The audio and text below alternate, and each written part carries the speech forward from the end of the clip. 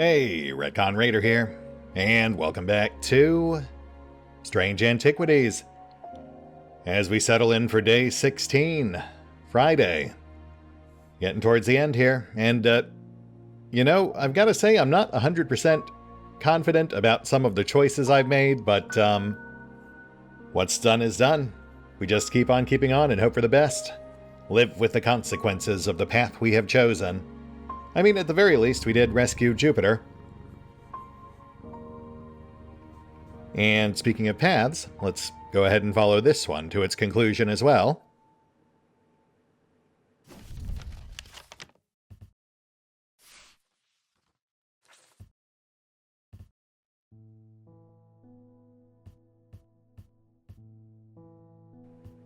Right here.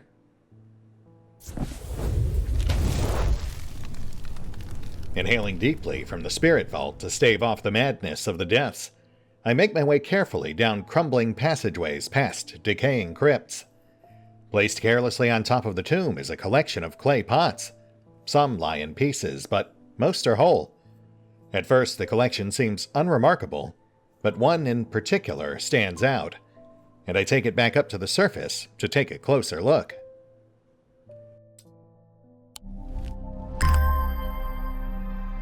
Interesting.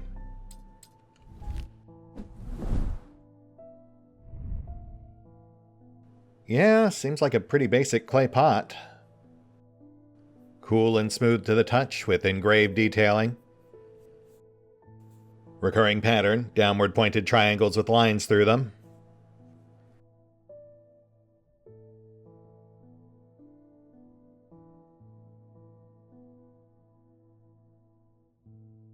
Nothing else of note. Can't say there's any potential matches springing to mind on that one. Upward triangle is heat, so downward is probably cold. So like a cold pot?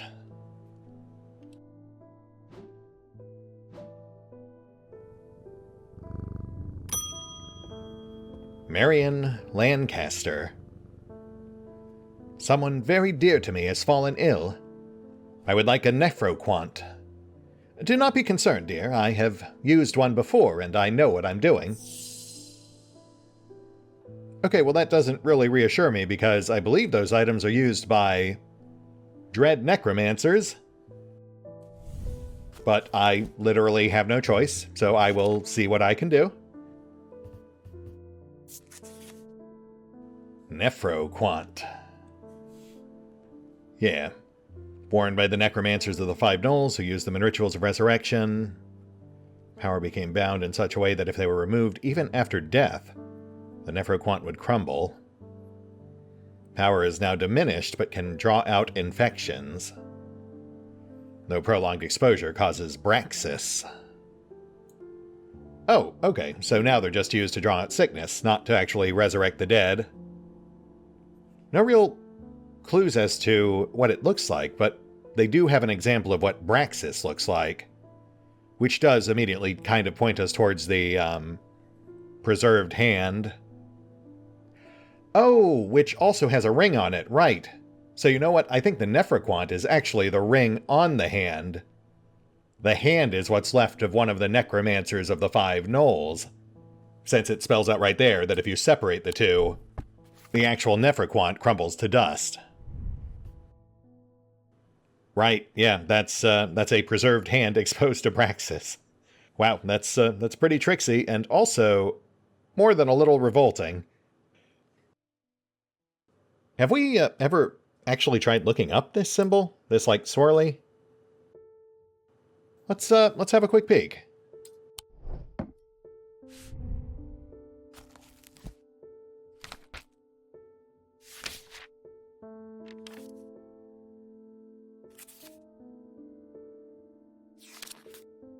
There it is. Rebirth. Or spirituality. Hold on. That's... Nope, that's rebirth, which means this is definitely our nephroquant. Here you go, Miss Lancaster. Just, don't go raising any concerns with this thing.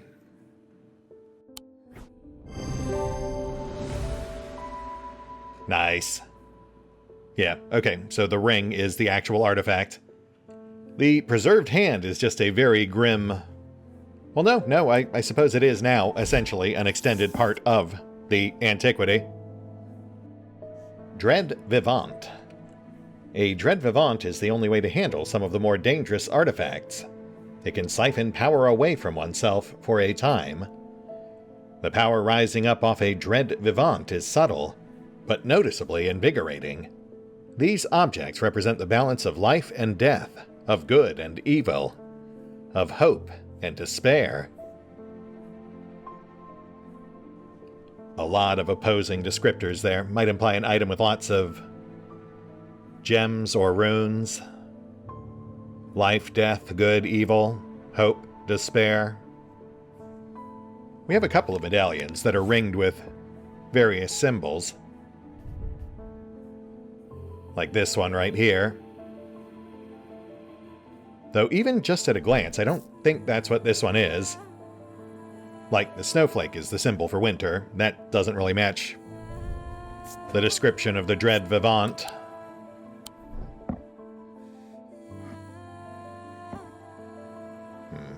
Let me even that out real quick. Holgen Grim feels like it should be centered.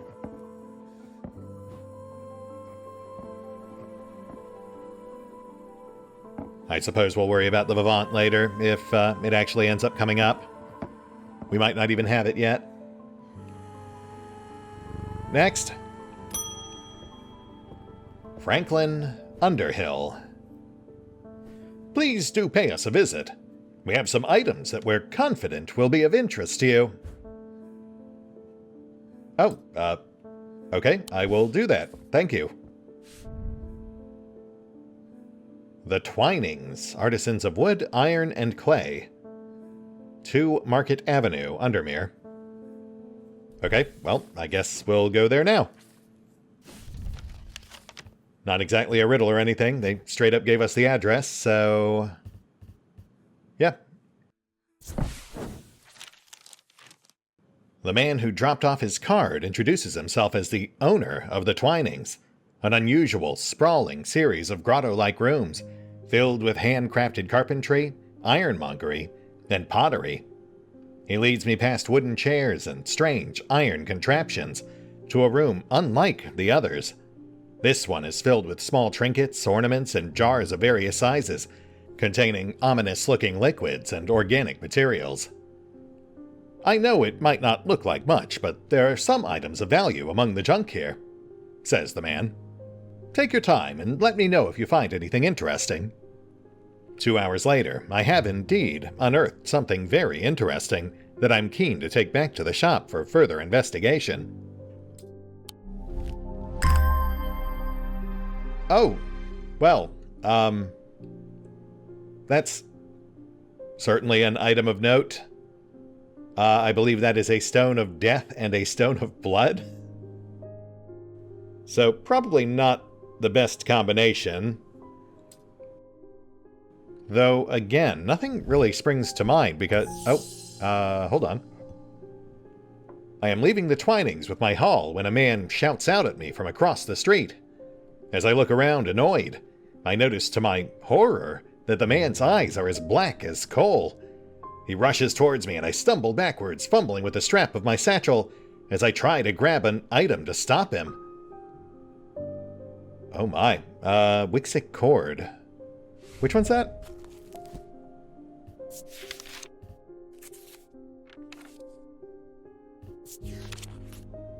Oh, right, Medusa Stone. The one that causes temporary paralysis. Which I don't think I have it labeled, but I did tentatively ID that one. It was a simple stone ornament bearing symbols of paralysis.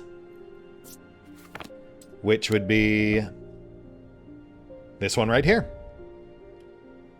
Yeah, that's pretty straightforward. We already know from prior research that's the symbol of paralysis, and it's repeated multiple times. Though I suppose it wouldn't hurt to also double-check the thaumic field. This is probably an event we don't want to get wrong. Okay, so we need diurnal.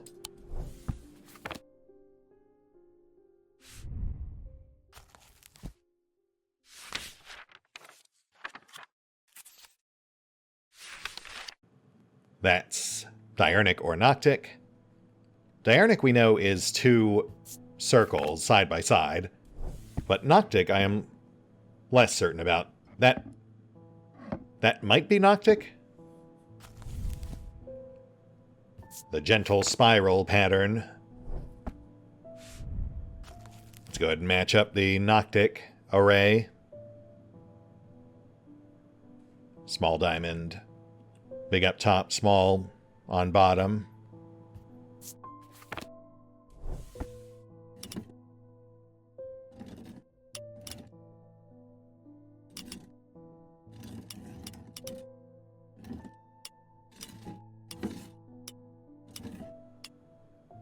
There we go. Yep, that would be our noctic field. So this is almost certainly our Medusa stone, or Wixic cord. I mean, honestly, the symbol of paralysis was probably enough by itself, but, you know, it doesn't hurt to make sure. To my relief, the man goes rigid almost immediately, and topples forward onto the cobblestones. I turn and run, wanting to put as much distance as possible between myself and that creature. When I finally come to my senses, I realize I should alert Dr. Robertson, but by the time I return to the Twinings, the man is nowhere to be seen. Pretty spooky. I'm glad I carry the entire shop inventory with me at all times.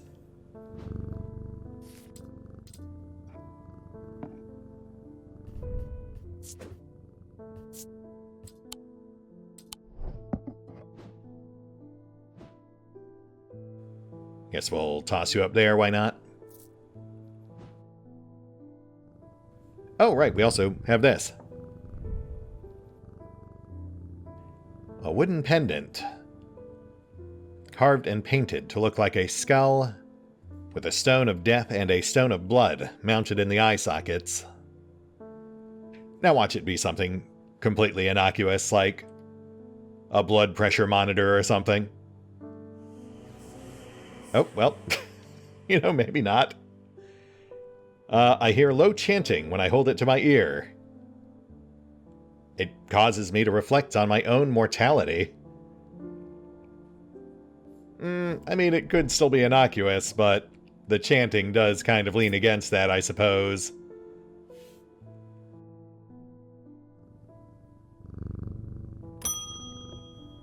Edmund Bishop, the Ornithologist. Something bad is about to happen. The ravens know it. My grandfather once taught me how to use a Cassander to see the paths ahead, but I saw what it did to him and vowed never to touch one again after he died. But the gnawing worry of what is coming has become too much for me. Yeah, I get that. Alright, let me see what I can do. I do actually have a suspect for the Cassandra in mind. Yeah, because our main clues here seem to be eyes. It's mind-focused. It projects a selenic field. And then we have the illustration, which shows branching paths, which I do think actually plays into the pattern of the item I've been eyeing, which would be our bird skull, top right. It has eyes. The head is where the mind would go. The base it's mounted on does somewhat resemble branching paths. So really, it comes down to whether or not it has a selenic field. Let's check that field. Oh, weird. Okay, well this actually has... It does have a thaumic field, but it has like a decayed field. Weird. Which I don't think qualifies as selenic, so I guess that's not our Cassandra, so... What else could it be? Selenic field. Big triangle, small up top.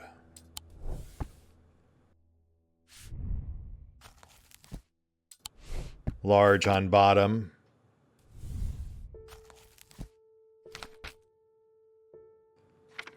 Mind stones would be kyanite, that's blue.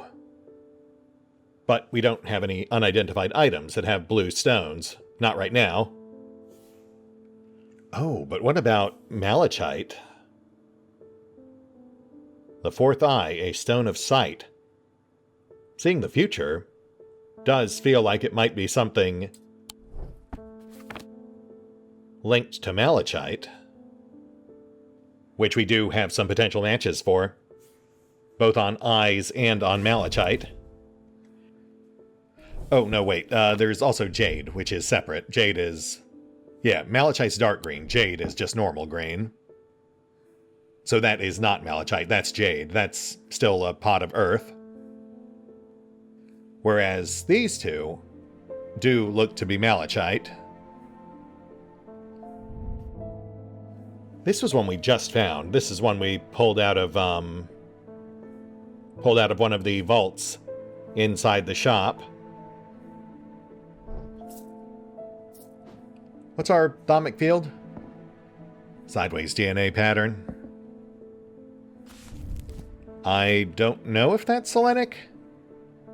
Big triangle, small up top, large on bottom.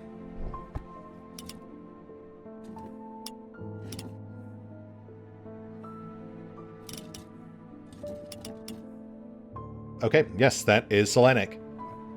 That does make this our most likely culprit, which, again, is tricky. I would not consider that formation to be eyes, but it is the only one we have that has more than one gemstone.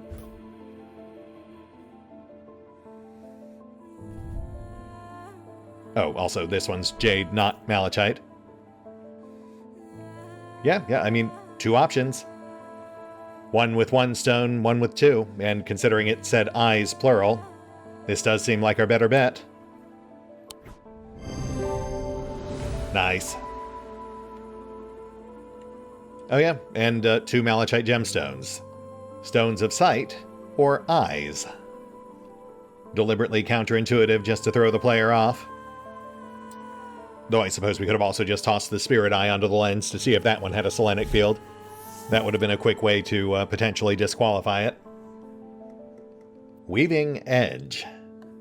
A weaving edge is used to enter the Red Night, a bloodthirsty state of mind.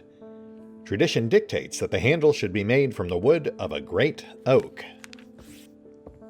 Well, that sounds both very unpleasant and also does not match anything else we have left un-ID'd. Since I would not say anything here, looks like it's sporting an oak handle. Aside from perhaps the handy goblet, which I believe is actually our Folium. Let me get a gander at that illustration. Weaving Edge. The great oaks are believed to have been planted by Scythia herself. Well, that doesn't really tell us anything, aside from linking this item to the name Scythia, which we've never heard before. So I am going to go out on a limb here and say that's an item we have not yet found. Gilbert, Ames. There always seems to be something going on in Undermere. The sooner I can get this sorted and be on my way, the better. My uncle gave me a ring, and I have had nothing but bad fortune ever since. I'm starting to think it might be cursed. Is there any way to uncurse it? Well, as a matter of fact, there is. I just don't remember what it's called. Caustic Purifier. Which, yeah, it was a container full of a liquid. The bottle with the vinegar label.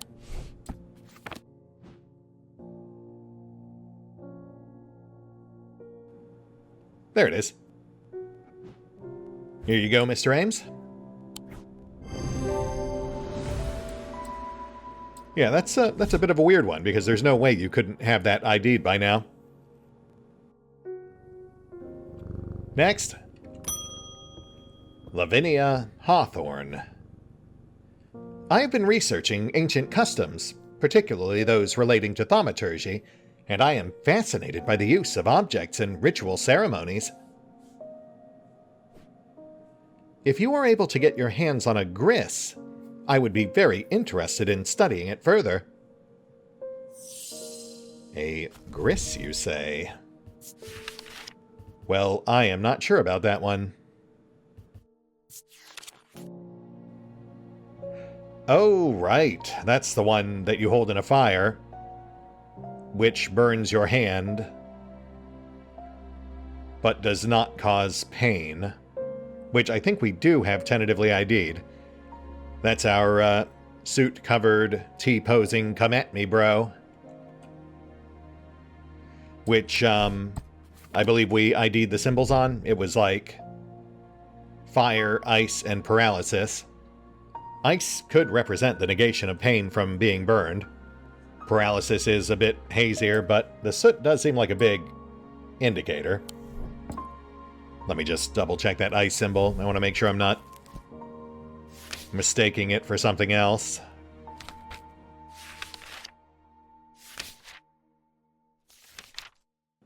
Nope, that's definitely ice.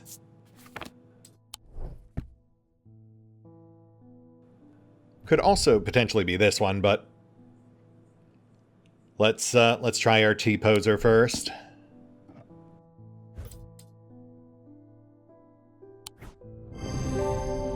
Hey, there we go. Oh, wow, yeah, the main clue they list is that it is, in fact, covered in soot, which I guess does kind of outweigh everything else. Though, we could have also checked its field, which I didn't even think to do. Lunima. A lunima, also called a moon pool or heart of tranquility, harnesses the power of the elements to create an aura of unease.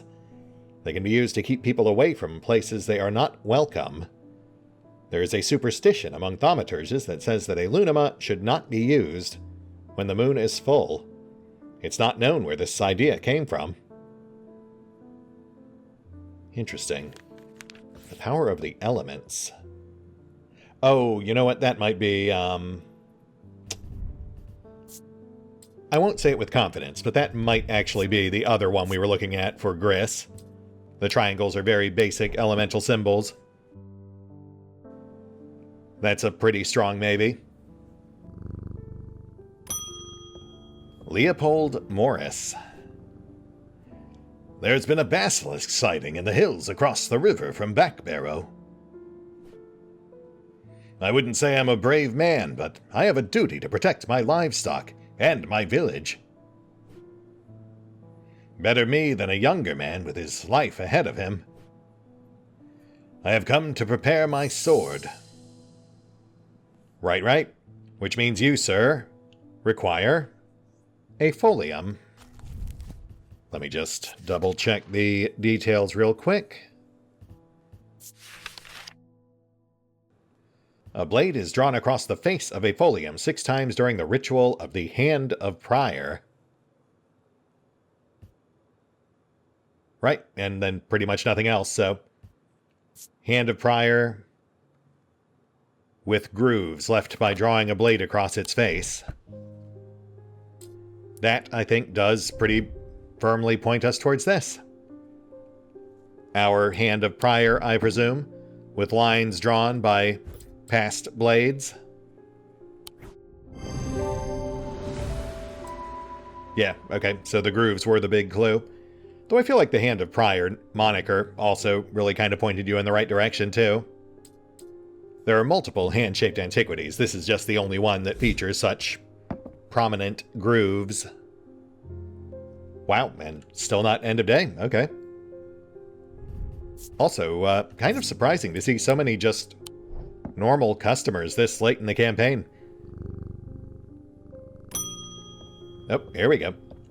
Francesca Robertson. They've escaped! At first, my patients grew agitated when I used the Gaudian siren, but then I had a breakthrough. Vivian Cartwright woke up. She seemed lucid, calm even. I made a stupid mistake and loosened her restraints. I don't know what happened, whether the siren stopped working or if perhaps it had never worked and she tricked me. But almost immediately she changed back and turned violent. Before I knew it, she had managed to free the others. We tried to stop them, but they fought their way out of the hospital. I have no idea where they've gone. Well, I know where at least one of them went, though I have no idea where he is now. But, good to know. Thanks. Man, I wonder if there's a way we could have changed that, too. There was one choice we had to make. To help her decide how to treat her patients. Perhaps if we had chosen the other one, they wouldn't have broken free. But, again, can't change what's already done. We just ride it out. See where it takes us.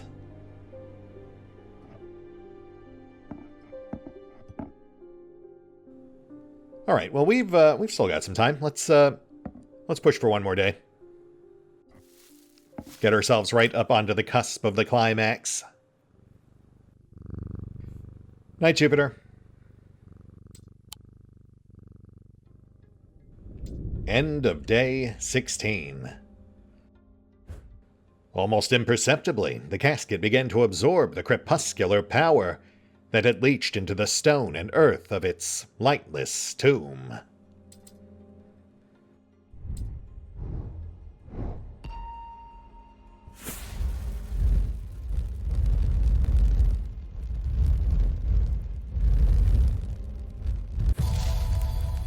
Oh, that's our clock.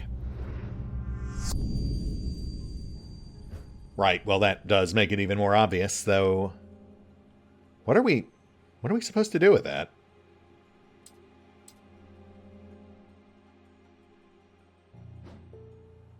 Day 17. Saturday. Yeah, normally that would be a combination for a puzzle lock, but we don't actually have any puzzle lock to solve. So maybe we're working backwards? Let's see if we can match those hand placements.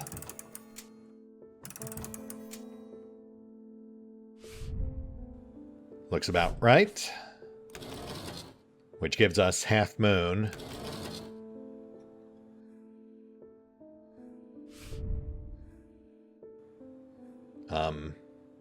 Okay, so what do we do with that? No other clues. Just the hand placements. I mean, again, normally that would be a puzzle lock combination. So maybe we need to wait until something points us towards another seemingly unsolvable puzzle lock.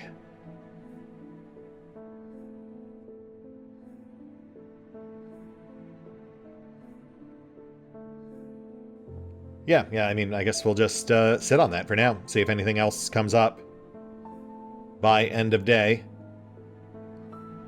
For now, we'll just, we'll push on. Morning, sweetheart.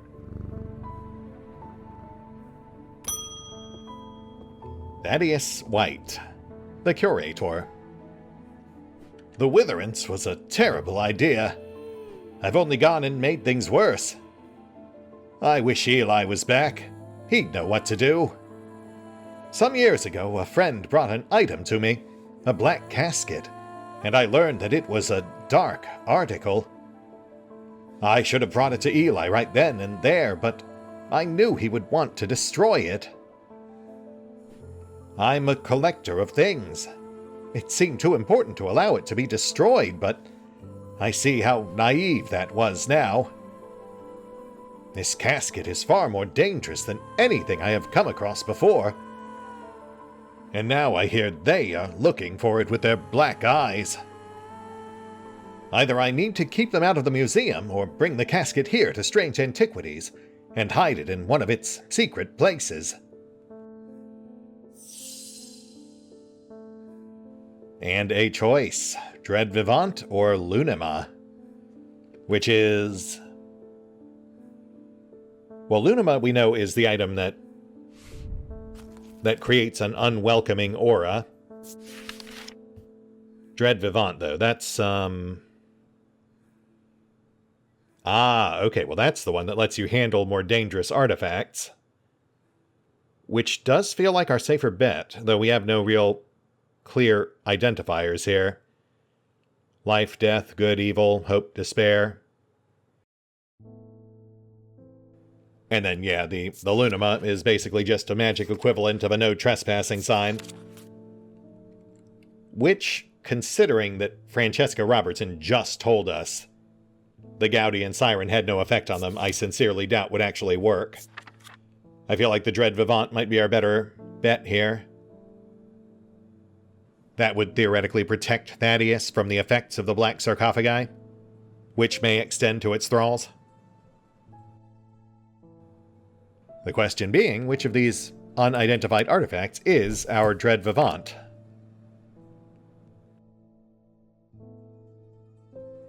Oh, actually, wait.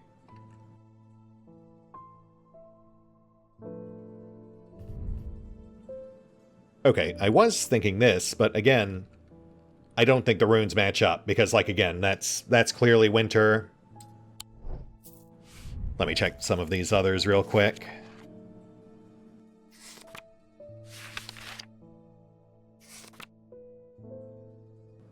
Oh, yeah, we've got a bunch here. It's weather stuff.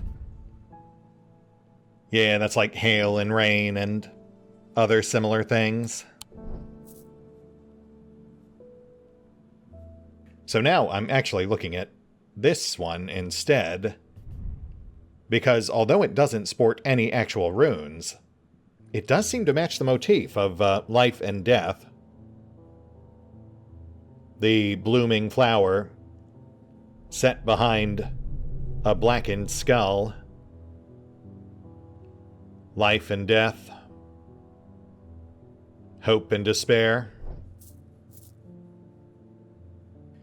I mean, I'm only like maybe 70% on that, but we don't have much in the way of other options here. Life and death, good and evil, hope and despair.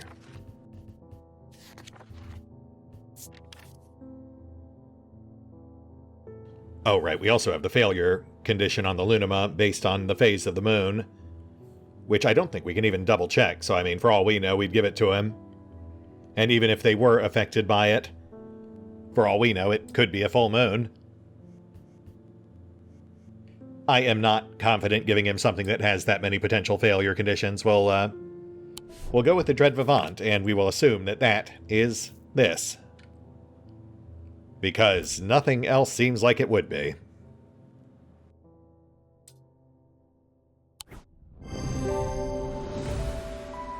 There we go. Dread Vivant. Yeah, and that was another tricky one.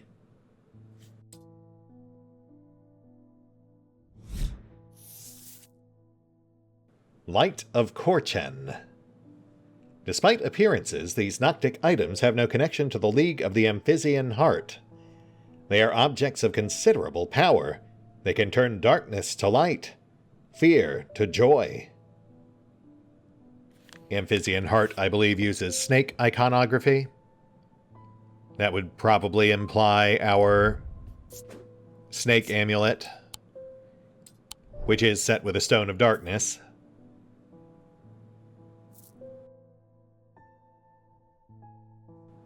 Yeah, see, the Amphissian talent also has the snake motif. The ring on the preserved fingers.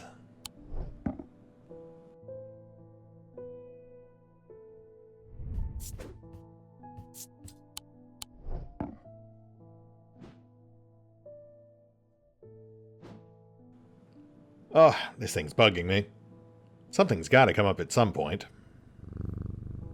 Next. David Chafer, the mailman. There's an uneasy quiet in town today. There aren't many people out and about. I'm heading straight home as soon as I'm done with my deliveries. Yeah, good call. Stay safe, bud.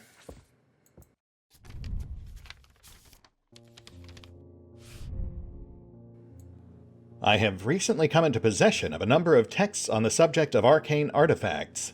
You are welcome to them if they are of any use to you. If I don't hear from you, then I will donate them to the library across the street. Unsigned, no return address. Alright, well, I mean, that's fine. How many libraries could Undermere possibly have?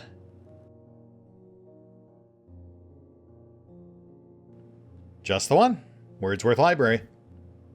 Which I guess points us here? Yeah. The other one's offset. Several of the scrolls look promising, but they are written in the Dradic script, and my understanding is too rudimentary to make use of them. If Verona was around, I'm sure she could translate them, but she isn't, and I can't. Or can I? Because we have a Babelia right over here.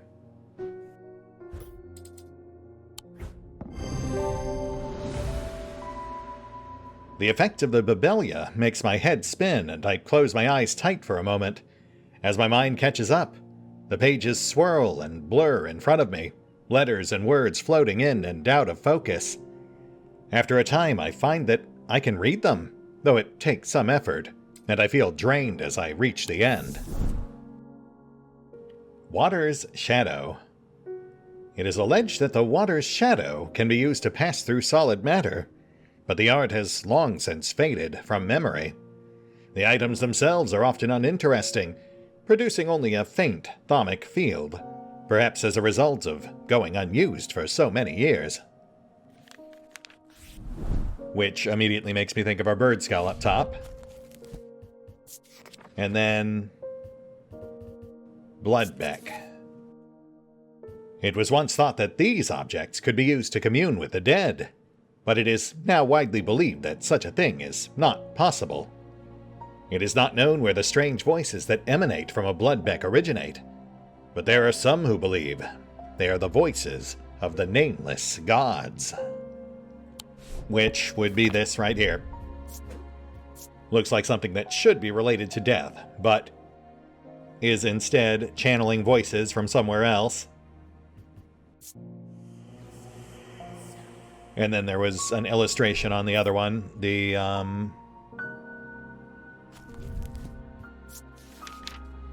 what was it called?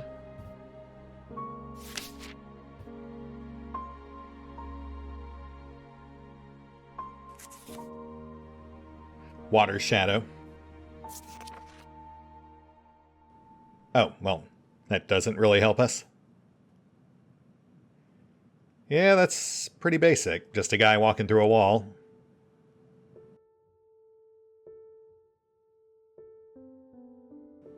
But it's got to be this, though, right? Because I think this is the only item we've got that has a faded thaumic field.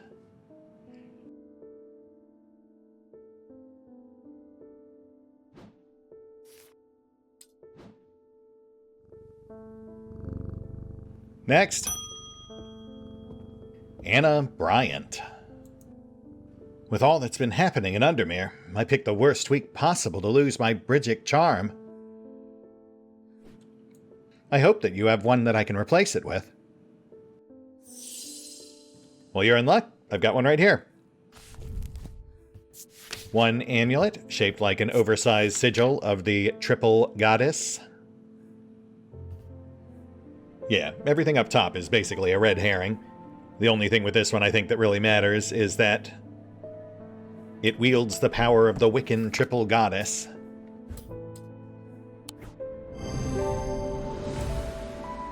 Nice. That was pretty much it. That was the only clue. The fact that it was shaped like the symbol of the triple goddess. Which gets us a page for Argyll, a vessel of the earth. used in various Dradic rituals. Well, you know what? Considering that this, I believe, is our Sigil of Earth, I'm going to say this is our Argyle.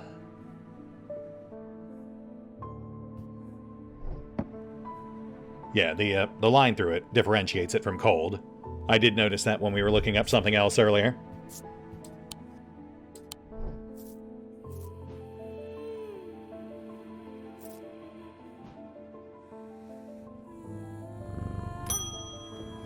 Eli White, the Thaumaturge. Hey, boss. I'm sorry, I did not intend to be away for so long. I trust the shop has not been too much trouble in my absence. I have learned a lot from my time in Oxford. There is a powerful dark article here in Undermere called the Nalian Casket. And now you're telling me that my foolish half-wit of a brother has had it in his museum this whole time. I know how to destroy it, but it's not going to be easy. Whatever happens, it must not be opened. We will need to create a Pillar of Calaris. From what I gather, such a feat has not been attempted in over 500 years. I just hope there's enough time to prepare. I'm afraid I can't stay, but I'll be back as soon as I can. Alright, good luck out there, boss. Watch out for black-eyed strangers. A Pillar of Calaris is a powerful blast of energy that can consume the darkness. In my opinion, it is the safest way to destroy powerful dark articles. It can only be produced at a place of significant thaumic convergence. Strength and weakness, light and darkness. Align the opposing powers at opposite compass points. With Korchen's light, the strong will be made weak, and the dark will be made light. Right, so much like the page that the priestess gave us, this seems to be another endgame combo, but for Eli White's ending as opposed to the priestess. Strength and weakness, that feels pretty obvious. That's Fortinance and Witherance. Light and darkness, that could be the Sun Bond, and then we had another item, like a stealth item, that shrouded you in darkness, though the name escapes me at the moment. And then the catalyst, Korchen's Light. That kind of sounds familiar, but I don't think it's the name of an artifact we have an entry for. Korchen's Light.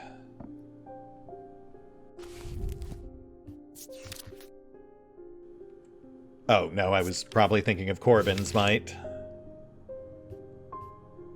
But we do have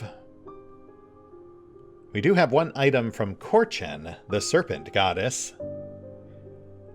The Ossic Ring itself is a fairly innocuous item. That's the Ring of Bones that repels vermin. This, though, this feels important. A general snake theme, which might point us towards this. The onyx is a stone of darkness. Isabelle Stowe.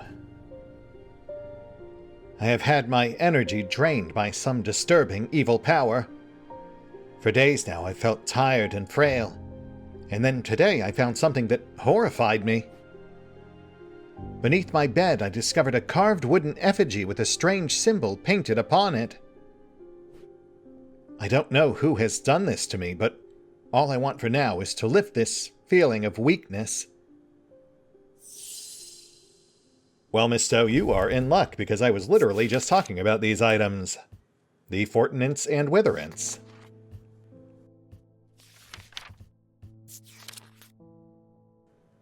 And yes, the Fortinance does specify that it can not only enhance strength, it can also restore strength sapped by hexes, thus allowing it to offset the effects of its sinister twin, the Witherance, a wooden effigy with a strange symbol painted upon it. Also worth noting, an item that we recently lent to Thaddeus, which does raise some questions. Susan Hill. I would like a blood Beck. The nameless ones are restless. I am ready to hear their voices. Oh, are you? Well, I do have a blood Beck right here. I'm just, I mean, again, no choice, so I guess I'm handing it over. Oh, but you are definitely a member of the, that snake-worshipping group we were just looking at, the, Amphibian League. You can even see the scars from the Amphibian Talon. Blood Beck ID'd.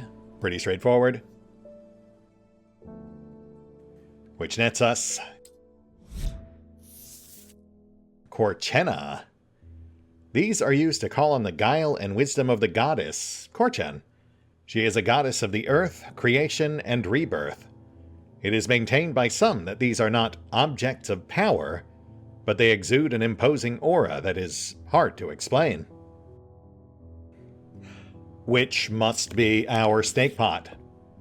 Green is the color of the stone of earth, and we just looked at the picture of Korchen, and she was holding snakes.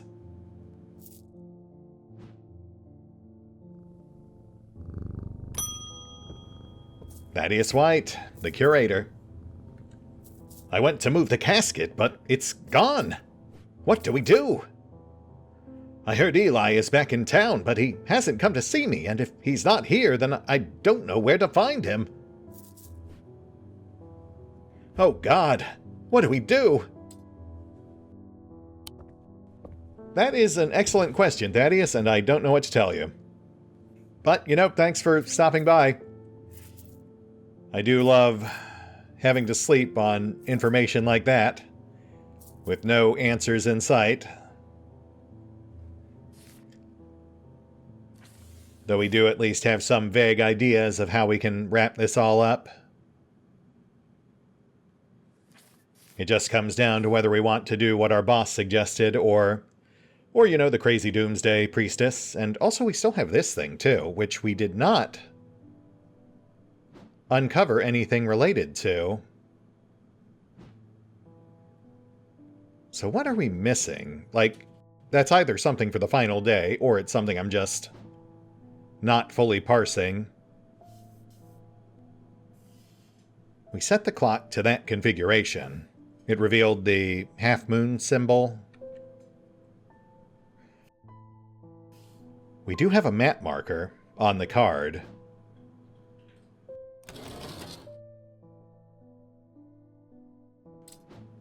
Oh, wait. Okay, you know what? I do know what that is. Okay, yes. Let's head for the catacombs. I really should have thought of this earlier, but hey, better late than never. We're still on the same day. So no great loss. Right, see, some of these grave markers have a moon symbol on them, so we just need to pick the one that has the matching phase, which was black on left, white on right.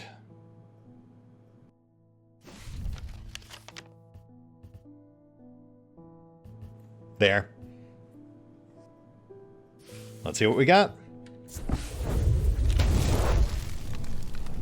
The air is stifling in the darkness, and the claustrophobia of the tunnels almost overwhelms me. But I press on. I remind myself that there are few who venture down here, which means the chances of an interesting find are higher. It doesn't take long for my search to bear fruit. Oh, wow, that's... Let me guess, that handle is made of oak? Yep, wood. Oak, if I'm not mistaken. Which pretty much guarantees this is that, oh, what was the name? We just got an entry for it earlier today, or maybe yesterday. It was the one that provokes a blood rage.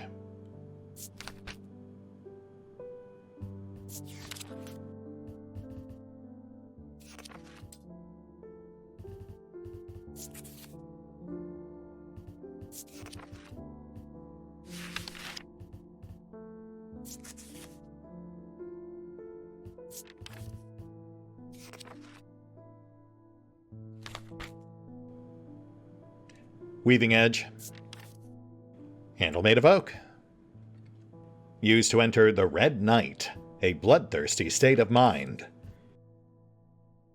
Yep, I think we'll tag that one in red. That does seem fitting.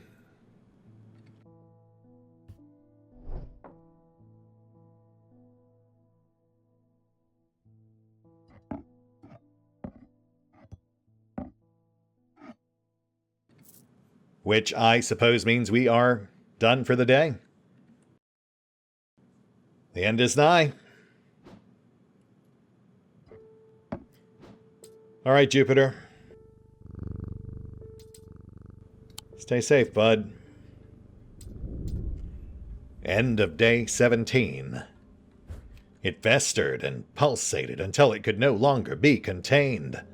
Some part of it reached out from the darkness, creating eyes so that it might find itself, and hands so that it might open itself. The casket wanted to be opened.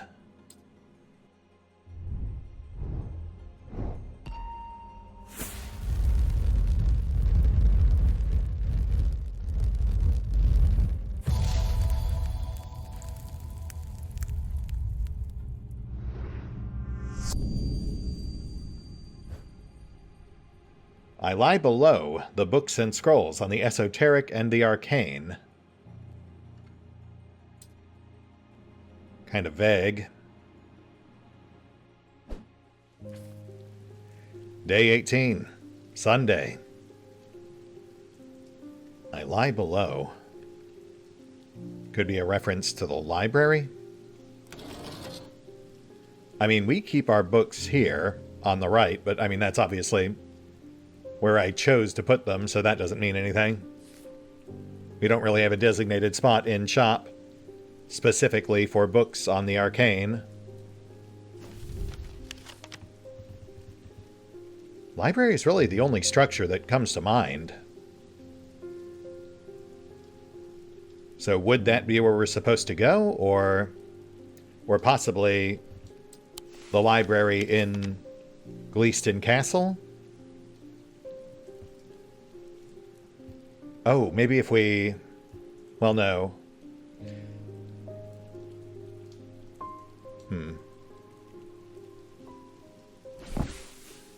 Alright, well, we're currently pushing the hour mark, so I really need to call it anyway. We'll put a pin in that for now, and I'll mull on it between episodes. I imagine whatever it'll lead us to is integral for our final day. Possibly Corchin's Light. The item required for Elijah's proposed solution. That's it. Yeah, we'll hit the pause button for now. We'll take care of the usual off-screen bookkeeping. Shuffle some things around. Maybe try to tentatively ID our last few unidentified items. And we will pick up here next time. For the finale of our main campaign, all the choices we've made have led us here. So now all that's left is to solve the final puzzles and suffer the consequences of said choices. I'm like 60% confident we're en route for a moderately good ending, question mark? It is funny because, you know, early on I felt like they were making the choices a little too obvious, but they definitely switched things up on us during the last few days. And now I just, I don't know. I don't know, man. But I guess I will soon. See you then.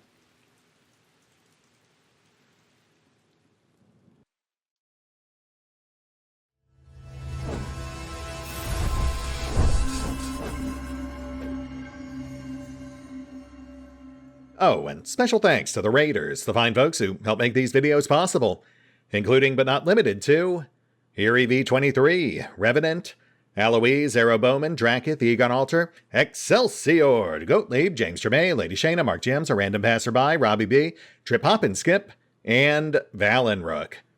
Thanks for your support, guys. That said, if you'd also like to help support the channel, then feel free to push the buttons that do the things. Trust me, it does make a difference. Or you could even check out the PayPal, the Patreon, the Nexus GG, or the YouTube memberships. Links are in the description.